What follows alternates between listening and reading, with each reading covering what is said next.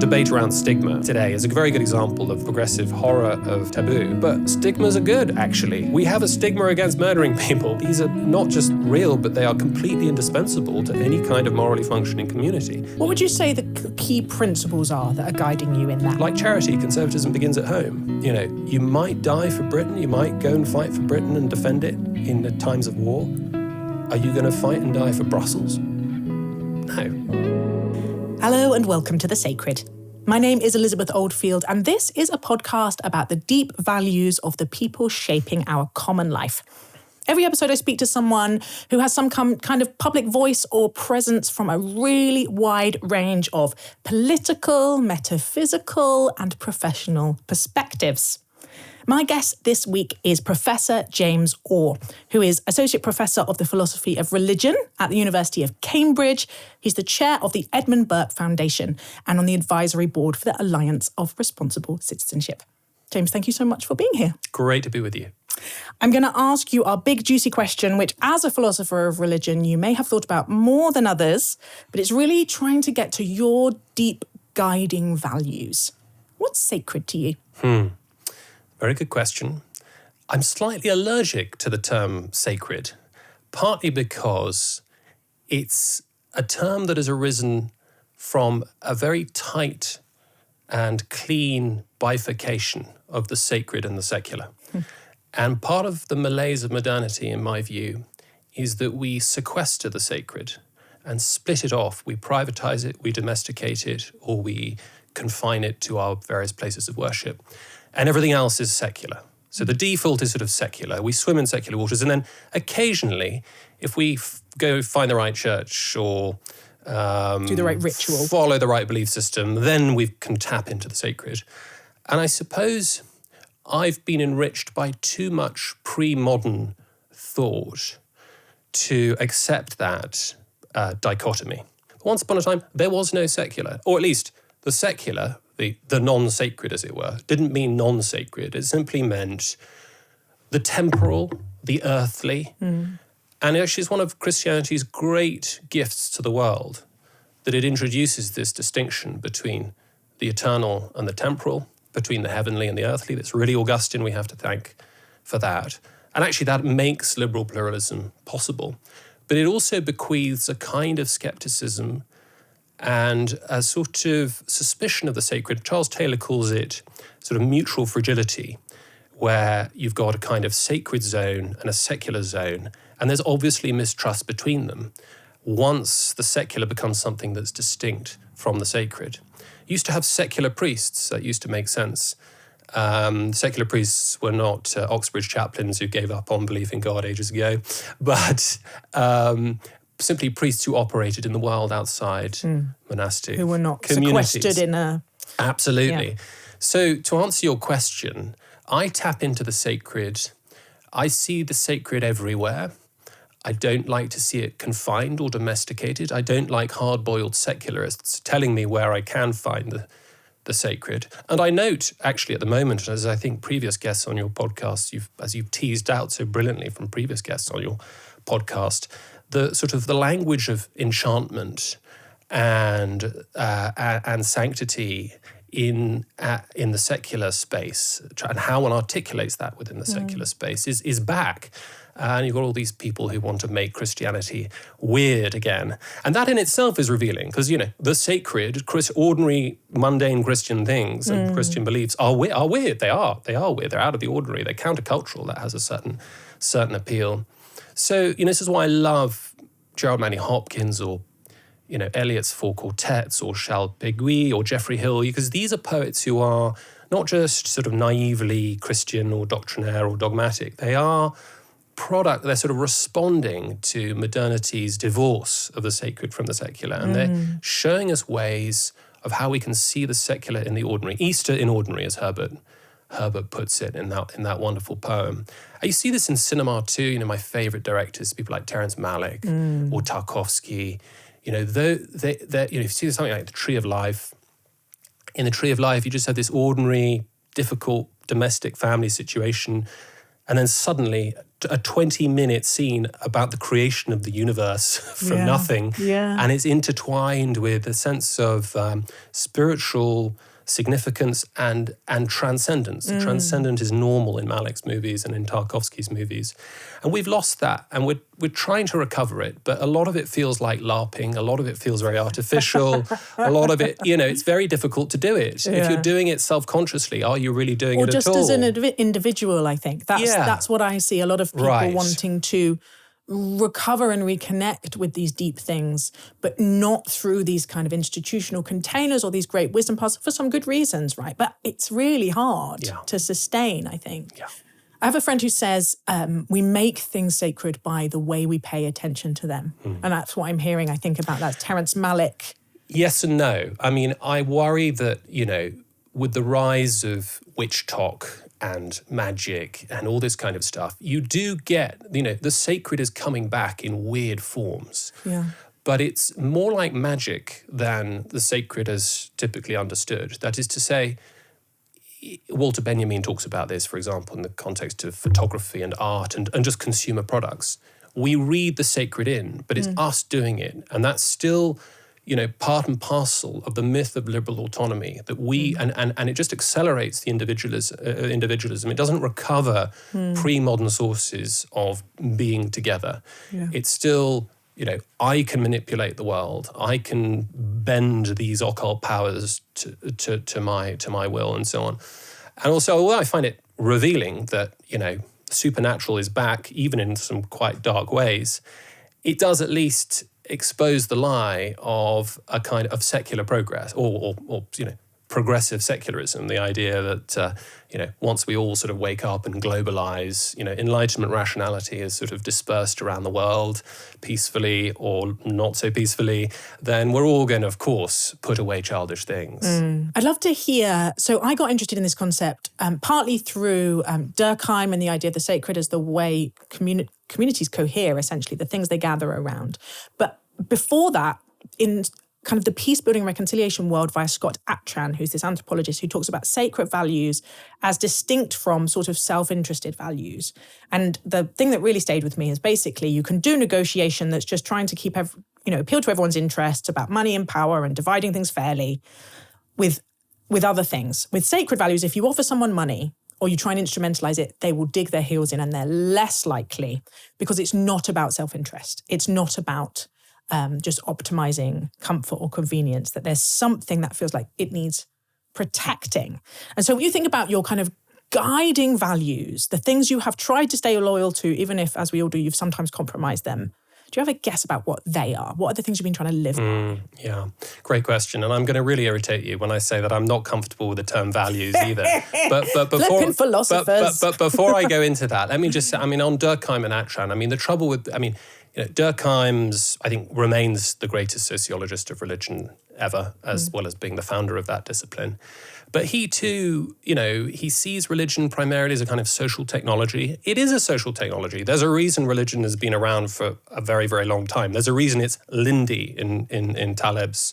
What's Lindy? Lindy is basically the idea that ideas age in reverse. As we get older, we get weaker. As ideas get older, they get stronger. That doesn't mean that ideas that have been around for a long time are true. Right. But it means that they've stood the test of time and you should probably give them the benefit of the doubt. This is kind of basic conservative principle. So sometimes there are forms of kind of embedded rationality that may not make sense at the kind of individual level, but rationality is not the trouble with rationalists, Enlightenment rationalists, is they're not rational enough. They don't see that wisdom can be dispersed. The wisdom can be embedded in a tradition, and the traditions of vehicles, intergenerational vehicles for transmitting wisdom that is probably often too sophisticated and too complex to be held in a single head. So anyway, just to backtrack a little bit, religion as a social technology, yes, one can make all sorts of instrumental and utilitarian arguments, and Durkheim does that. Atran makes kind of evolutionary arguments. So yeah, there must be, it may be that Darwin overturns religion, but Darwin has to explain religion as an anthropological phenomenon, right? Yeah. And there are all sorts of good reasons for that, which we could come on to. And the question of values, so coming on to that, why am I allergic? I want to know you in this point. Me. Now, Go on. well, so what are my values? So I don't have any values. I'll just be straight up. I believe in value, though. And it's because I believe in value that I'm skeptical of values. I think that that little S on the end of value changes everything. Do you prefer virtues? Yes, I do. Absolutely. So virtues and value. Yeah. Not values and virtue in the singular. Okay, let me try and make it even more personal. Yeah. What do you have? If virtues is better, what I'm trying to get at is what have you tried to use as your orienting when you're making big decisions? What are the virtues you're trying to grow in yourself? Right. What are you trying to lean into? Right, so I'm totally committed to the 7 virtues, right? The cardinal virtues and the theological virtues. And do I think of those? No, not really. I try not to reason too much. So I do think that, although I part company from him in a lot of ways, David Hume is the greatest philosopher that these islands have ever produced. And I tend to believe that the Humean condition is the human condition. What is the Humean condition? Hume's idea is that reason is the slave of the passions. We're driven much more than we realize. Maybe not as much as Hume thought, but we're driven a lot more than we realize by our attitudes, which are pre-rational. We don't decide, we don't deliberate upon them. We just have them. Yeah. Our instincts, our stances on the world. You were talking about the kind of the ick factor. Yeah.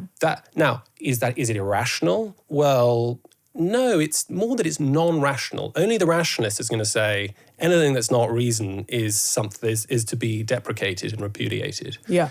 And Hume's great insight, and actually Augustine has this too. Augustine is much more interested in, or at least as interested in desiderium, desire, as he is intellectus and voluntas. Yeah. And Augustine's genius is to see that our moral life and how we understand virtue, values, is in this complex sort of interplay between desire, between intellect and will. I think he gets the balance better than Hume. But they're onto something. What do you do? Right. So what I would I know this is so hard for philosophers and academics. No. So what it means is that I will trust my gut more than a philosophy academic might be expected to. Interesting. And I'm more open to instinctive judgments about things, and I'm more willing to trust common sense and more willing to trust the moral judgments of people who've never had a fancy degree from Cambridge, who might have left school at 16, but who just say, what is that meme that goes around online? The kind of, is it the midwit meme? You've got the low IQ guy and then the high IQ guy, and the middle guy in the middle gets it all wrong, but at each end they get it completely right. And this, and we'll talk about politics later maybe, but this really came to the fore for me in 2014, 15, 16 over Brexit. Because there I saw a lot of people making moral judgments that seemed to me perfectly plausible. In fact, exactly what I thought, what I felt. And yet I had a lot of colleagues saying, they're stupid. They're not thinking this through. They should have not read the data? Have they not read the economics here? Have they not listened? They're not listening to the experts. The much maligned term of Michael, sort of expression of Michael Gove. And so to answer your question is I won't deprecate the gut instincts. I'll actually see them as a defeasible but generally reliable guide to what to do in any kind of situation. And I think that's how everyone actually operates. Yeah. We love to rationalize about why we've done X and Y, but actually very often we're window dressing. It's actually post hoc reason giving of the educated classes to try and explain why we actually, are the more virtuous class. And defend our sense of self. Well, I want to kind of get a sense of, okay, what was the formation that turned you into that kind of person? So give me a picture of your childhood, maybe kind of primary school, snapshot. Who were you? Where were you? And what were the big ideas around you? Well, I had a wonderful upbringing. It was quite messy in some respects. A very stable home, very loving family, wonderful parents, a great siblings, brother and sister. But I grew up in Brussels, just outside Brussels. I went to a Francophone school, and if my first language wasn't quite French, it was my equal first language. And language, thought tracks language very often. It really does. And so I had these. I had a sort of strangely and intensely cosmopolitan upbringing in a nation, Belgium, that is not terribly at ease with itself. I had a wonderful Viennese grandmother, and she was very Viennese and loved Vienna and brought me up with great stories of Austria and Vienna, and we often visited Vienna. A grandfather who was in the Raj. He was a colonial officer in Orissa, and indeed, I think my father was born in India. He was the last British baby born in the Raj. Wow. My grandfather stayed on after the independence in 47. So again, I grew up in the 80s with stories of British India, positive stories, and stories of the great friendships that he formed with Indians. And then I guess the big break for me, sort of psychologically, the first big challenge of my life was being dispatched to boarding school at the age of 9 because I was so insufferable in my local Belgian school that my poor teachers, partly because I was the little English kid who was neither English nor Francophone Belgian, so I played the class clown the whole time, and I think after a while they just got fed up with me. And halfway through an academic year, my parents, just kind of in despair, just pulled me out and, at the advice of some of their friends, sent me to this boarding school in Broadstairs in Kent, the Pearl of the Kent Riviera, as the Thanet Tourist Authority rather optimistically labelled it. And so at the age of 9, I found myself catapulted into a very English, into a world that was, as Augustine puts it, so ancient and so new. It was so familiar because if you really pressed me, I said, I'm Anglais. Yeah. I'm French. I'm English, but I speak French, but kind of confused. And England was this dark place that we would go and on the ferry at night and arrive at the White Cliffs, and then that's sort of where grandparents were. But suddenly catapulted into this world of cricket, Latin, marmalade, early starts, boarding school discipline, cold bath. I can't. Yeah, I mean, quite rolled down weird levels sort of big, but I can't quite remember how. But yeah, that sort of thing. But I absolutely loved it. It was some of the happiest years of my life. I know it's not fashionable to say that these days, that you love boarding school, but I did love it. I wouldn't expect you to just say things the first couple of terms were horrible, being, detached from your home and everything that you know and love, but particularly from a different country. Suddenly so much to adjust to. But it was a wonderful school, incredible headmaster, very attentive matrons. My peers, it was mixed, so it wasn't kind of your old standard kind of Wackford Squeers, Nicholas Nickleby, do the boys' hall job. It was a very warm, loving family boarding school, and in many ways, I owe it an awful lot. I owe so many institutions so much, but particularly that one, and that kind of, as it were, embedded me into England. And then after that, off to more boarding school at the age of 13, went to Winchester, loved it. I wouldn't be doing what I'm doing today if it hadn't been for that school. It was just... We had a previous guest in Ian McGilchrist who talked about Winchester's culture. And was there much religion around? Winchester was. What about in your family? There was. So not in my family. I mean, my only memory of religion as a boy was sitting in a class on my own with a lovely teacher who was trying to get me interested in something called Protestantisme. And I thought, what on earth is this? And why am I on my own? Have I said, no, I've got, it's not the normal reason I'm on my own. They've just sent me out to stand outside because I've been an idiot and a class clown. No, I actually got my own private teacher here. And so I knew there was something different. I mean, they correctly assumed that I was not a Catholic because my parents were Brits. Yeah. But I had no idea what this was, and I don't remember anything about the classes. But I remember that I was different. I wasn't that kind of Christian. I'm not even sure if I knew what Christianity was. But then boarding school, chapel every day, Lord's Prayer every day, grace before every meal. Quite perfunctory, quite performative, but non-negotiable. It was just there. It was part of the fabric of the institutional life. Nobody questioned it. Yeah. And you sung the hymns and you polished your shoes on Sunday. I think you had Saturday off maybe. And that was my life at school from 9 till 18. Did you believe in a thing? I know that's not the only way to think about this, but how much was it real to you? How much was it background noise? It was important. It was non-negotiable. I, by that point, had been made to trust and conform to authority. I couldn't be the class clown anymore. And so, there was a trust in the institution. And that was true of Winchester too. But it was more than merely institutional. I remember there was a very eccentric chaplain who would host communion on Tuesday evenings at his house. And we'd go round, and I remember he would turn his writing desk into an altar. I don't know how, whether this was allowed or not, but it was just magical. And the care he took over the Eucharist, and then the fun we'd have over biscuits, chocolate chip biscuits and coffee afterwards. And he was somebody I could talk to. I mean, he was very otherworldly, Edwardian almost. I mean, a kind of trollopian figure in many ways. But I could always talk to him. I could always go around and seek his advice on something. He would never betray my trust. And so that was an important connection. I saw, when I was in trouble or when I felt that I wanted to talk to somebody about something, the chaplain was the person to go to. It just seemed completely, that seemed to be the totally legitimate person, more than my housemaster or any other teacher. Yeah. He was the sort of the human face of an institution and a tradition that I trusted, even if I didn't quite sign up to it.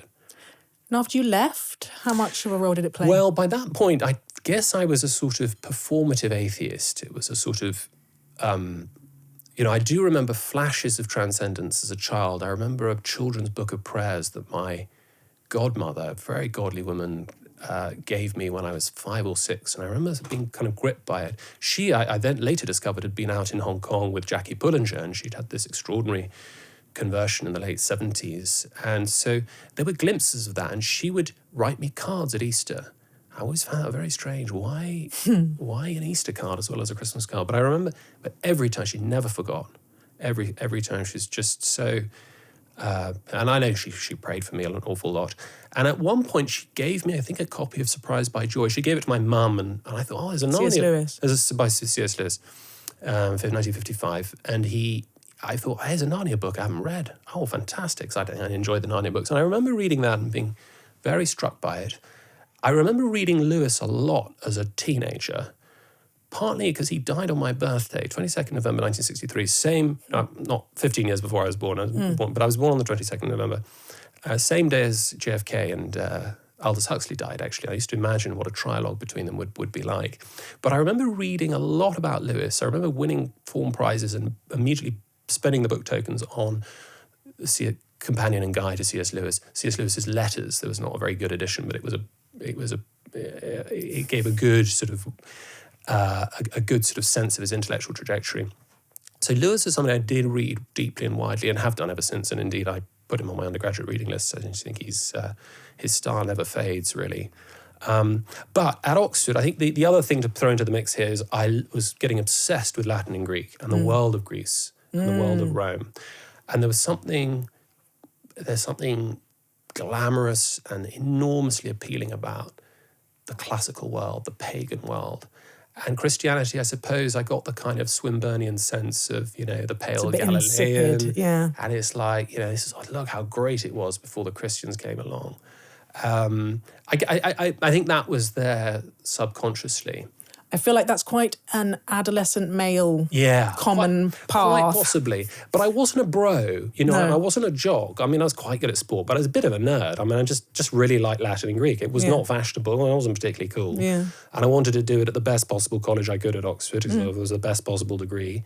So it wasn't that drew me. I think I loved the poetry. I loved Homer, loved the Iliad, and one of my proudest achievements is reading the Iliad all the way through. It took me 3 months, all 16,000 lines. I just slaved over it. I got there, and then I read the whole of Virgil, all the Aeneid, Georgics, Eclogues. I loved the poetry. I loved the world. I loved the pathos. I loved that vision of the human. And it was probably the greatest school of classical teachers in the world at the time. We had Oswin Murray, a master of Greek history, Oliver Lyne, probably the greatest Latinist and Latin love poetry, Latin didactic poetry, and the great Jasper Griffin, the finest Homeric scholar alive.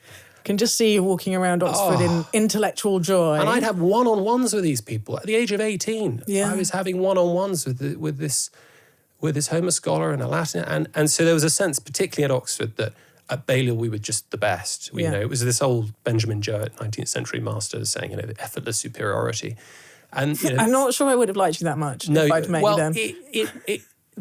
I'm not saying that I felt like that way, but we were sort of expected to almost live up to the great tradition of Balliol classics that had really, the 19th century had basically run the empire under Jowett. Yeah. And how did you go from that to being a miserable corporate lawyer? What went wrong? I wasn't too miserable, but what happened was I left Oxford in 2001 and then went to work in the champagne business, which I loved. And which has a deep spiritual pedigree. In Dom Pérignon, we would often go up to Auvillers, which was his abbey, outside Épernay, where I had a very happy few months.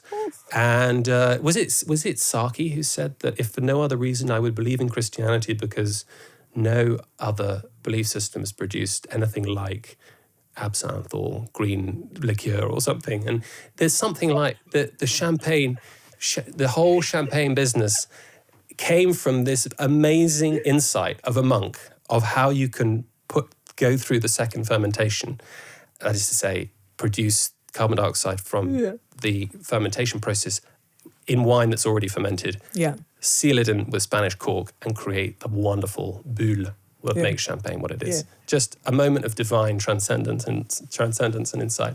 Anyway, that wasn't actually how I was thinking at the time, but that's how I justify it looking back.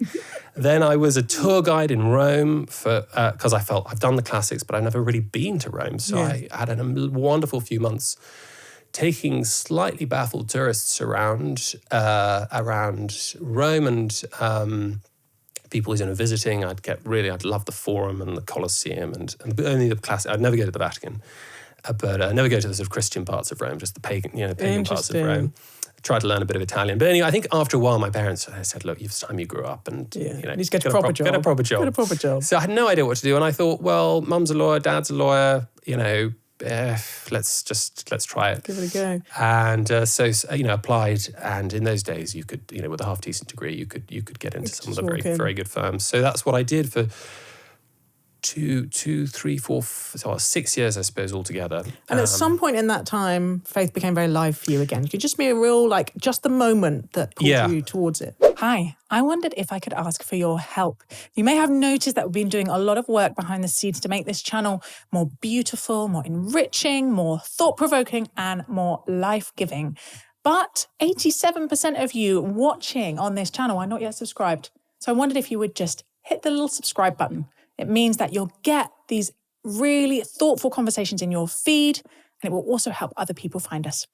Thanks very much. It was a series of Damascene moments, but the most important one was on a mountaintop in a ski resort in Switzerland on the 1st of January 2003, where, to cut a very long story short, I received an immediate and very direct answer to a skeptic's prayer that I'd uttered the night before, which I immediately rejected. I just thought, I'm going mad. Coincidence. Mountain air. I had too much to drink on New Year's Eve.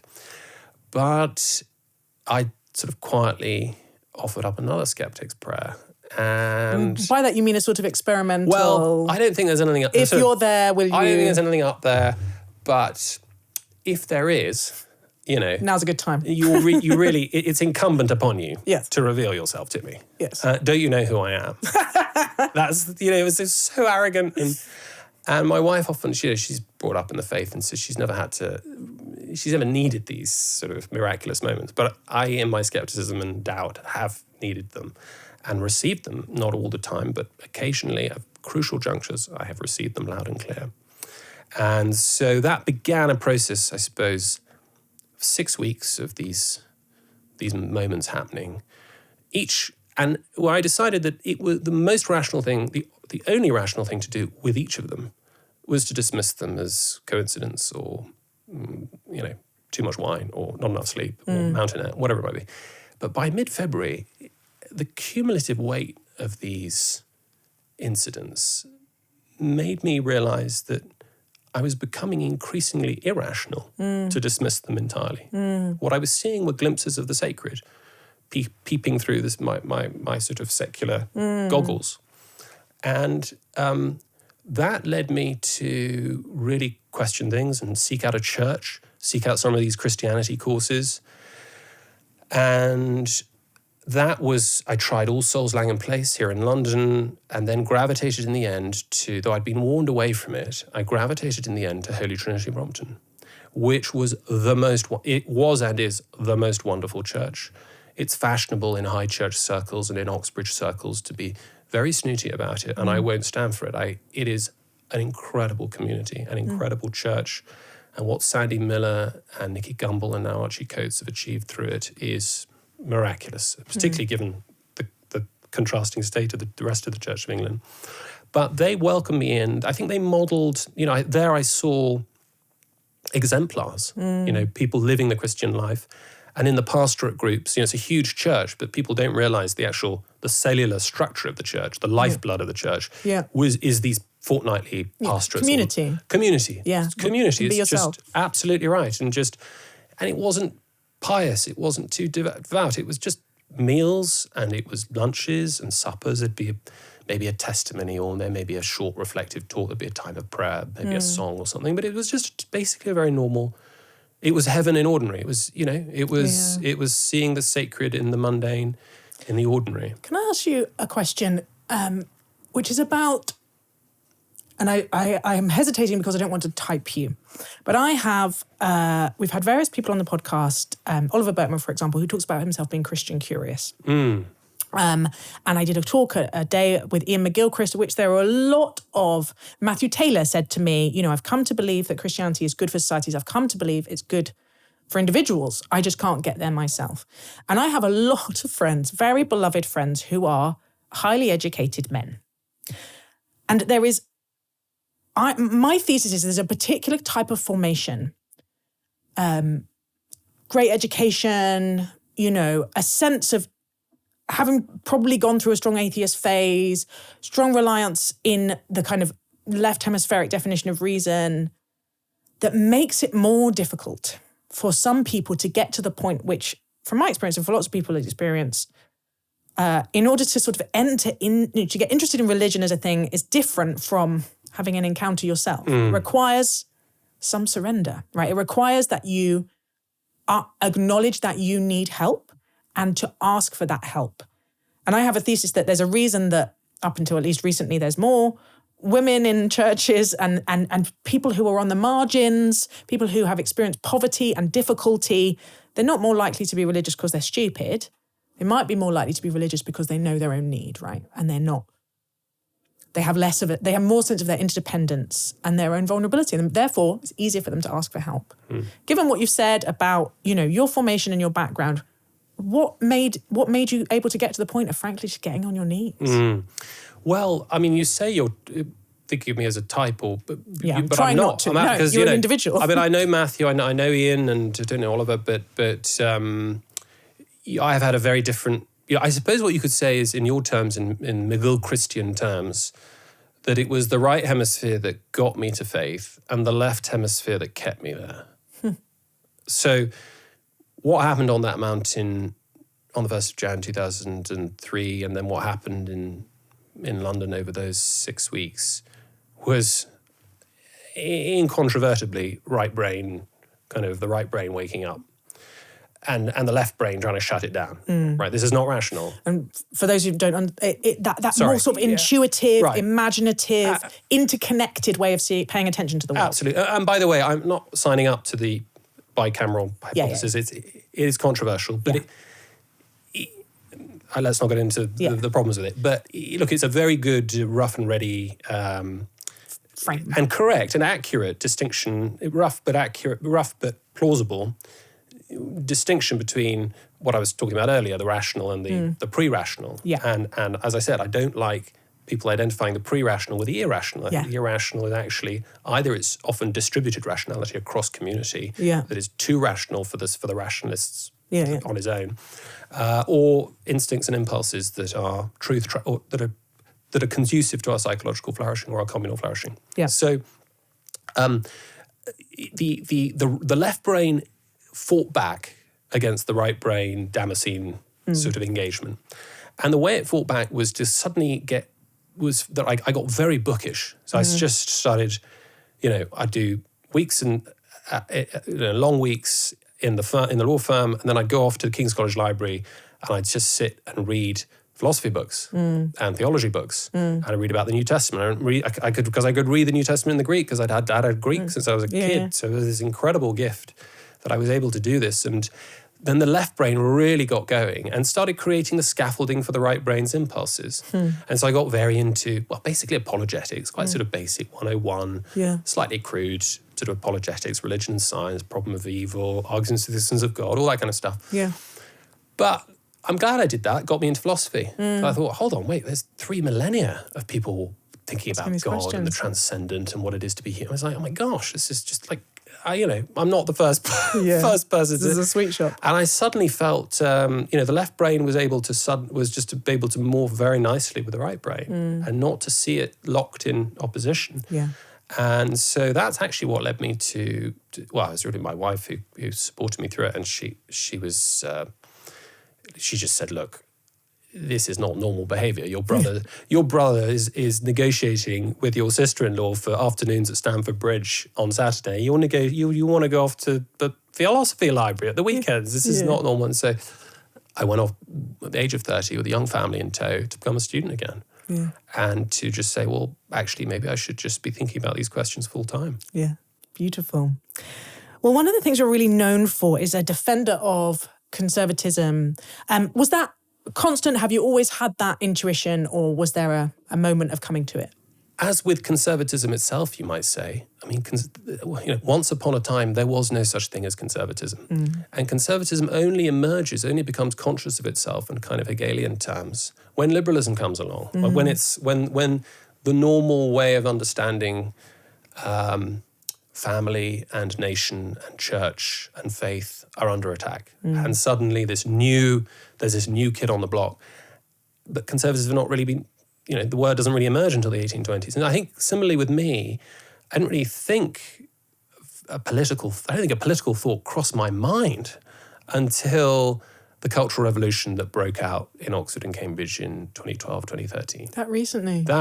Interesting. Now, I'm not saying that I suddenly formed these views. I just thought, I'm not quite sure what I believe, but it's not that.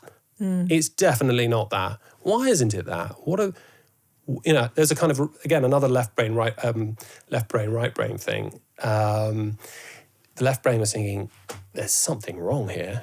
At my gut, I can feel it. But why is it wrong? And so that's what led me to think more deeply about. And there were things, I suppose the church was, all the battles in church over sexuality and so on were a kind of little microcosm of that. And actually, I thought, for all of the neuralgia around those sorts of topics in the church, I actually was quite proud of being an Anglican because I thought we're actually conducting this debate over marriage and what it means in a more morally mature way than the secular world.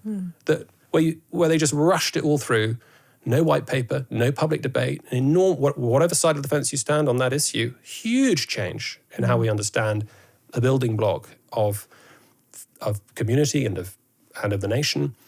And at least the Church of England's really, wrestling through this and thinking hard about it. And part of the struggle presupposes a recognition that this matters. It really does matter. So I suppose it was that was beginning with a kind of progressive, so-called woke, unhelpful term, but easy shorthand. That was really breaking out, I think, in 2013, 2014. I remember a few incidents, putting on events. There was one of debate we did on abortion, or I was helping out with in November 2014, which just blew up because we'd invited the wrong people. We'd only invited men, or I can't remember, and it became a big sort of headline story. And I thought, gosh, there's something really wrong within the university here. So that was happening on the cultural level. Then Brexit was beginning to loom. And I'd basically been I grew up in Brussels, and as it were, in the belly of the beast. I mean, I knew the European Union inside out, and I've basically been a Brexiteer instinctively since I was 13. And what I noticed immediately, I was in Oxford, I was in Christchurch at the time, which is a sort of grand college, and probably more, in as much as any college leans right. I wouldn't say it leans right exactly, but there were fewer hardcore leftists and progressives in Christchurch. And I noticed that I don't think I met a single colleague who was voting Brexit, but I couldn't find a single Remainer among the staff, the groundsmen, the gardeners, the porters. They were all Brexiteers. It was just this perfect class split on that issue. And then I'd also have colleagues saying, after the vote, democracy's in crisis, and what we need to do is ensure that at least there's some weighting at the ballot box. I think they call it epistocracy. Epistocracy was this idea that was doing the rounds in Oxford probably still doing the rounds for all I know, where for every educational qualification you have, your vote weighs a little bit more, right? I call it pistocracy. But epistocracy. And I thought to myself, gosh, the arrogance then, why? I would have done it in reverse, right? For every qualification. At the time, that's what I felt like. And so I thought to myself, my gosh, there's a wisdom in, and there are moral intuitions that we should take seriously that are not, that are completely at odds, that I share, that are completely at odds with the dominant orthodoxies. I'm actually going to say groupthink in university circles, in the established elite-forming institutions, and as I discovered in SW1 and London as well. And so I suppose as it were, the tide, you think of the revolution as the tide coming out, and me realizing, looking down and saying, well, actually, I'm wearing conservative trunks. I wasn't really aware of it. Yeah. I'm not taking it on, but this is what I believe, and I'm not going to budge. Sorry. Yeah. So that's how it's emerged, and I've always since, I've had to refine things a little bit more, but I haven't changed my basic positions. I think. What would you say the key principles are that are guiding you in that? Like, for someone who's like, I don't really understand what conservatism is, what would you say? Well, the key principles are principles that, Robert Conquest has this famous law that everybody is conservative about what they know best. Everybody is conservative about what they love most. If you love somebody, I've just been doing Sonnet 116 with my daughter, love is not love which alters when it alteration finds, right? You want to conserve it because you love it. You don't want it to change. You don't want to say, and I think that's the basic impulse. You start from there. Like, there are good theological reasons for it, but there are good secular evolutionary reasons for it. Right? We're finite, we're fallen, we're fragile. You might add another F word in there, in a secular or theological original sin, lapsarian kind of nuance, but we're limited. We're not God, and our affections are limited. Our loves are limited. Would that they weren't, but they are. We're creatures, and so there's a limit to the number of people we can love, the number of institutions we can love, and there's a limit to the kind of concentric circles of political affections and loyalties, which, in my view, basically runs out. It's not perfect, but it basically runs out of the limits of the nation. Right. At that point, beyond that. And you might struggle to, it's not nationalism in the sense that it's the weakest form of concrete affection. It's just the point at which it really runs out. Your primary loyalties are going to be to your spouse, to your parents, to your kids, or your neighbours. And that's going to be the difficult. That's going to be a challenge. And that's what you want to conserve. That's what you want to divert your energies to. Maybe your village, your community, your street, and then possibly a city, county, and then really by the time it's getting to the nation or a nested unit of 4 nations that we have here in Britain, beyond that is going to run out. You might die for Britain, you might go and fight for Britain and defend it in the times of war. Are you going to fight and die for Brussels? No, nobody's going to sing.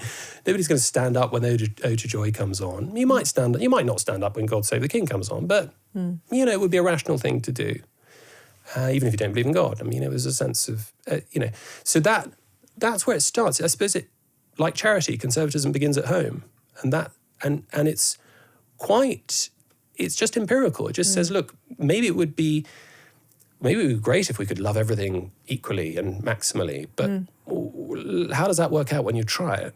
And look at the damage utopianism and utopian thinking has done. Look at the graveyards that it's led to, whether normally in extreme ideologies of the 20th century, but liberalism too has that sense that we can, that our chosen loyalties and obligations are more important than the ones that are just given to us. Yeah. And I think the conservative starts from the point of view that we're thrown into the world, as Heidegger says. We don't really have much of a choice over it. We don't have a choice over our parents. We don't have that much choice over our nation. And we may not like everything that our parents do. We may not like everything that our nation does.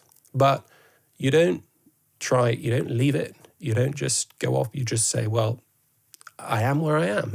And the world is not perfect, but I can work to conserve it. And I can try to discern the true, the beautiful, and the good in the particular, heaven in ordinary, the sacred and the secular.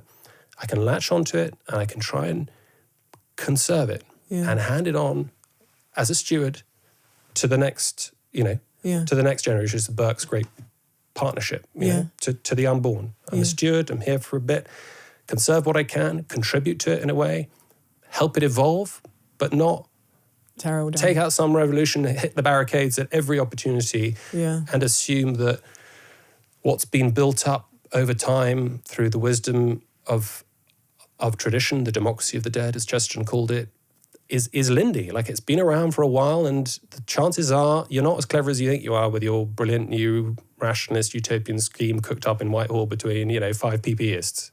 Yeah.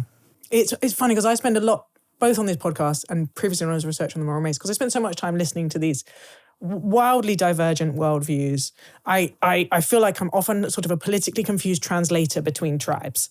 And the thing that I'm often saying to conservatives about progressives is so much is coming from this really good place, right? It's coming from this longing for justice and concern for the vulnerable. And you might not agree with the methods, but holding in mind that for most people, what you see as this sort of unsettling progressive political project is coming from a kind of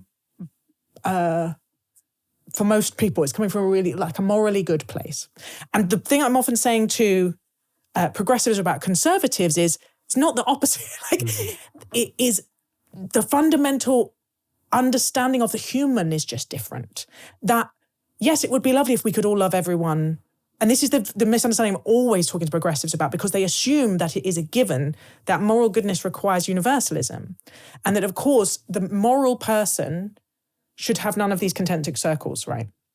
That we should treat every person, every group, everyone who crosses our paths with exactly the same fairness, because fairness is the key moral taste bud in Jonathan Haidt's kind of moral taste bud.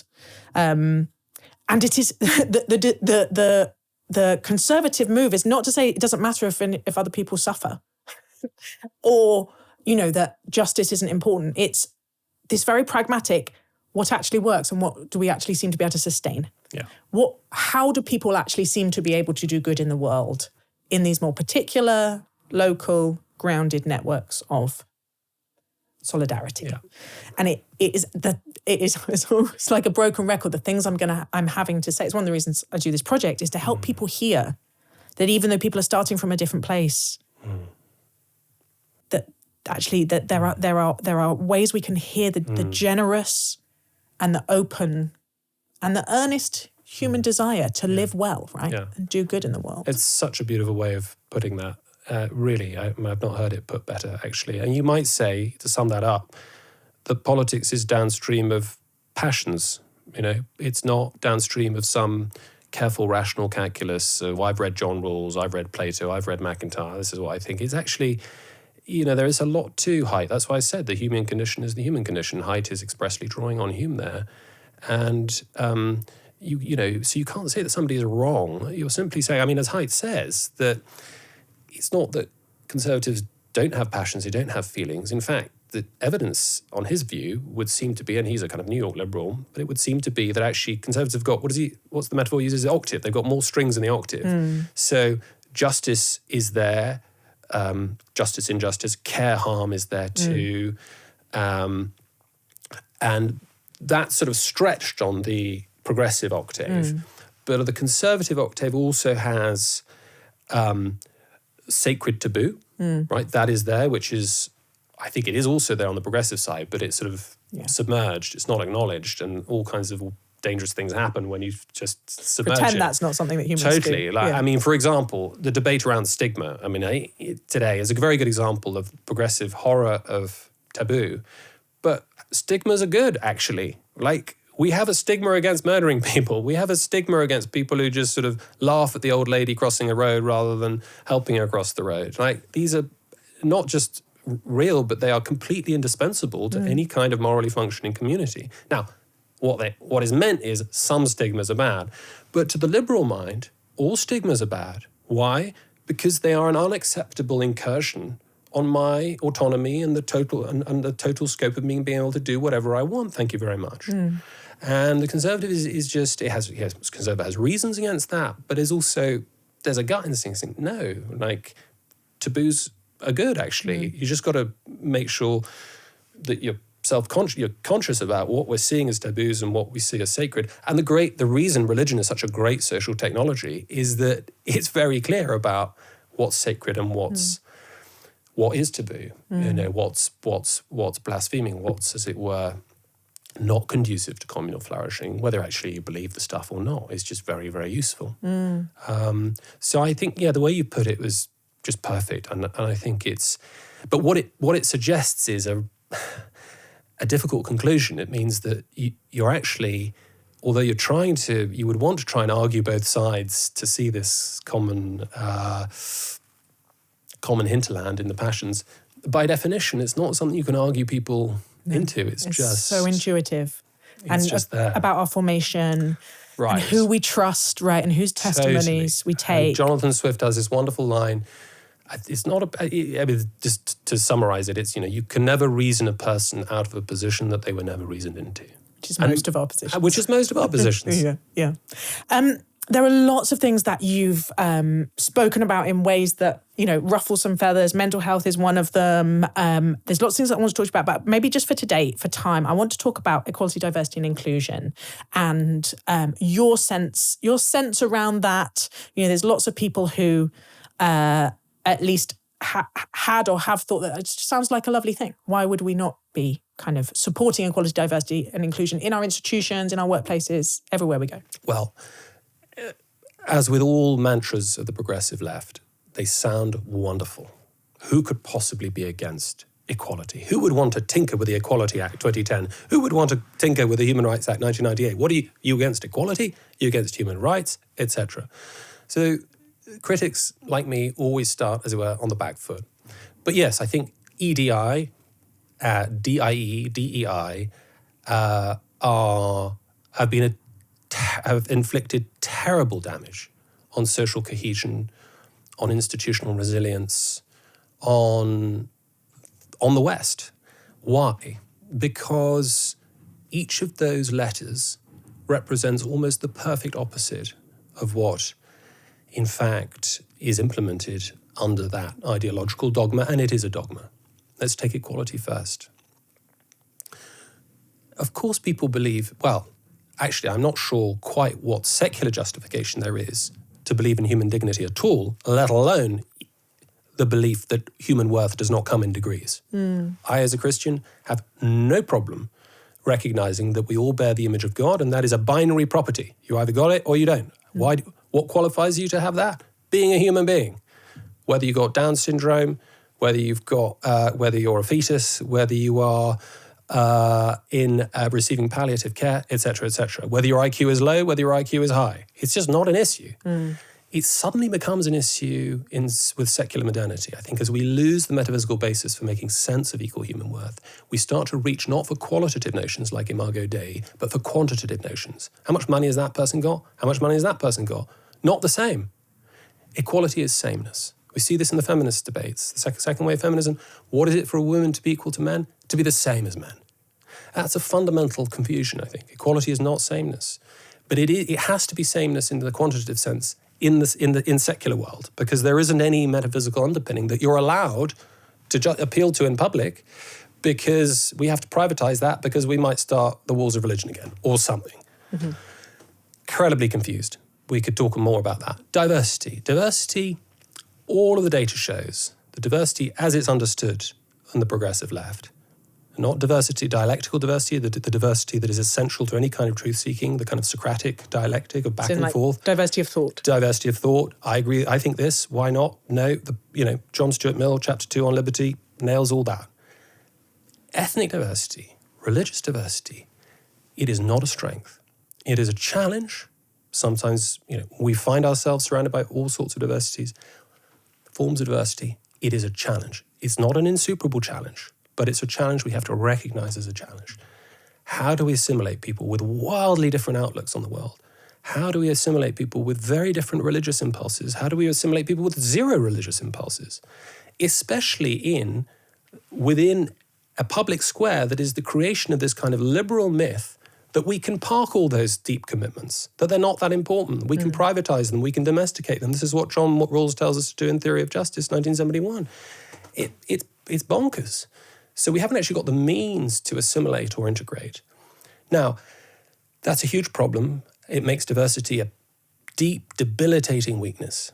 And it's not something necessarily to be celebrated. It's just morally neutral.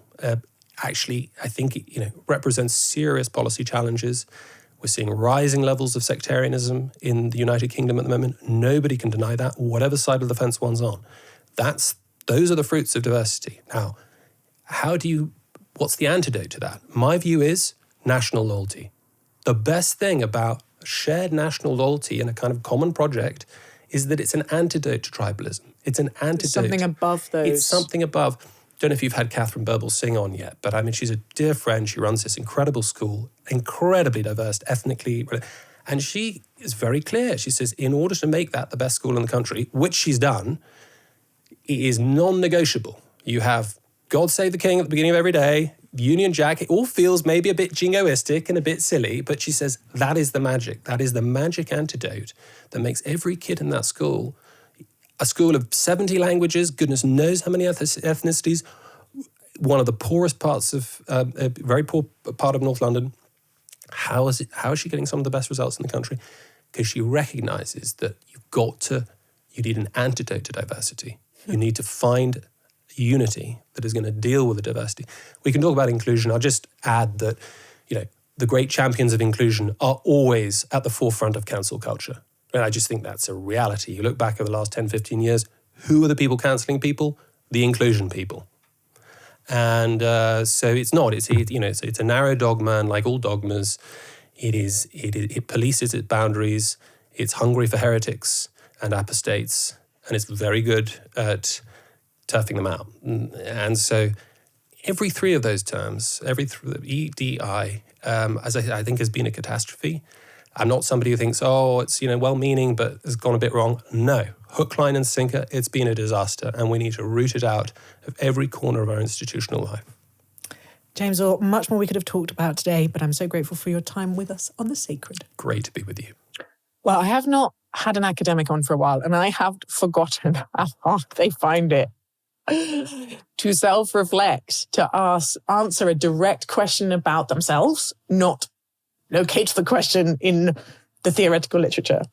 I think we got there in the end. This sense that James has that this sacred is in the ordinary, that there's no divide between the sacred and the secular, I thought was really beautiful.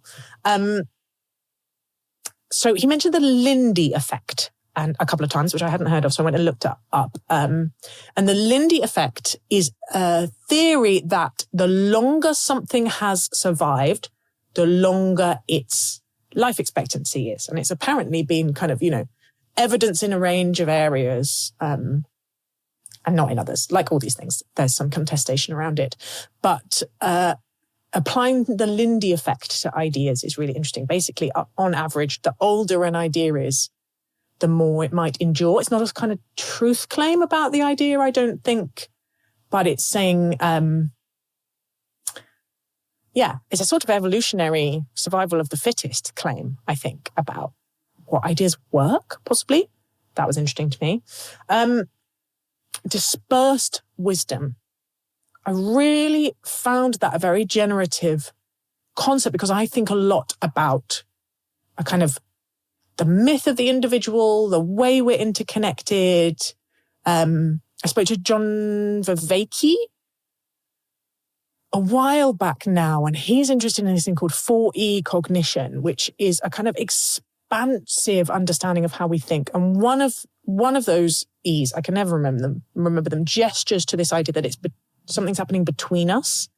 And there's another guy writing about interpersonal neurobiology who has this definition of the mind that it's something that happens within and between brains.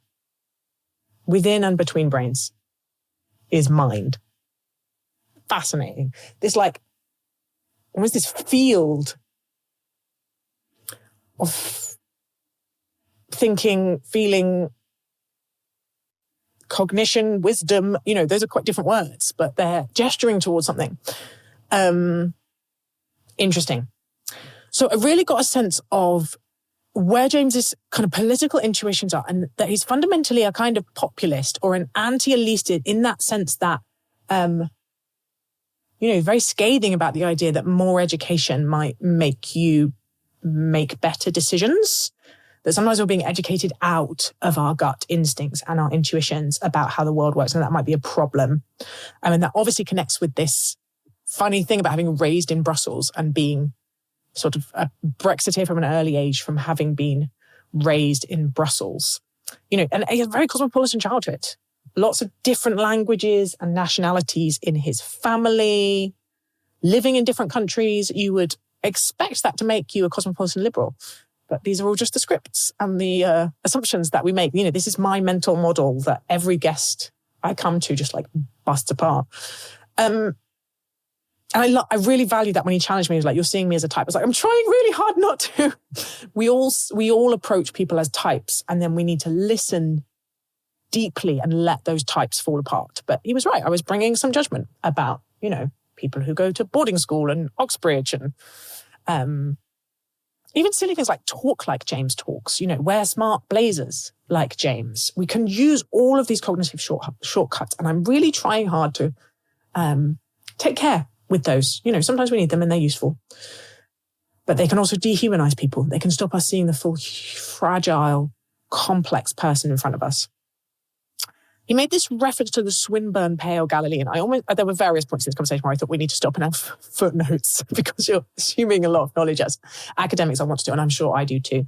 But when he talked about Swinburnian, I don't know if he mentioned the Pale Galilean, he's referring to a poem, which again we'll put in the show notes, which has this famous phrase about Jesus responding to the moment when the kind of Roman Empire, as the poem sees it, fell to Christianity. And it's a lament. It's a lament for the end of the Roman Empire and the rise of Christianity. And he says, "Oh, pale Galilean, the whole world has become grey from your breath," or something like that. "You have made the whole world grey with your breath."